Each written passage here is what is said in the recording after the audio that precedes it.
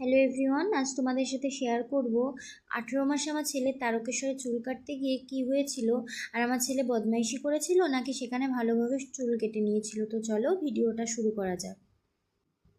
তো দেখো, সকালবেলায় আমি উঠে আগে ভাত তরকারি বসিয়ে দিয়েছিলাম আমার ছেলের জন্য।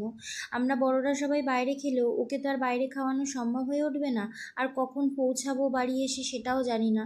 তাই সকালে উঠেই ওর জন্য কিছুটা ভাত আর কিছুটা তরকারি বসিয়ে দিয়েছিলাম, যাতে করে ওকে রাস্তায় যেভাবেই হোক অল্প কিছুটা ভাত খাওয়ানো যায়।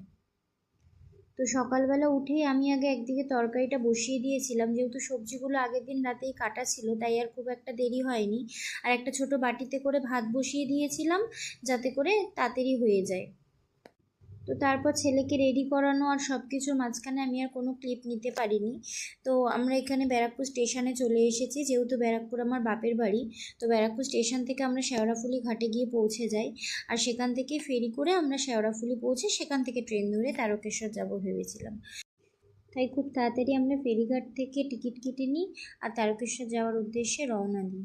যেহেতু 8:30 একটা ট্রেন ছিল, তাই ভাবছিলাম ওই ট্রেনটা পেলে হয়তো খুব ভালো হবে এবং খুব তাড়াতাড়িও পৌঁছে যেতে পারবো। যেহেতু ওখানে একটা পুজো দেওয়ার টাইমিংয়ের ব্যাপার থাকে, তাই আমরা চেষ্টা করছিলাম খুব তাড়াতাড়ি যেন শেওড়াফুলি থেকে আমরা ট্রেনটা ধরতে পারি। দেখো, এখানে আমার বর টিকিট কেটে নিয়েও চলে এসেছে। তো চলো আমরা তারকেশ্বরে যাই, আর তোমাদের সাথে দেখা হচ্ছে পার্ট 2-এ। ততক্ষণ চ্যানেলটা সাবস্ক্রাইব করে নিও।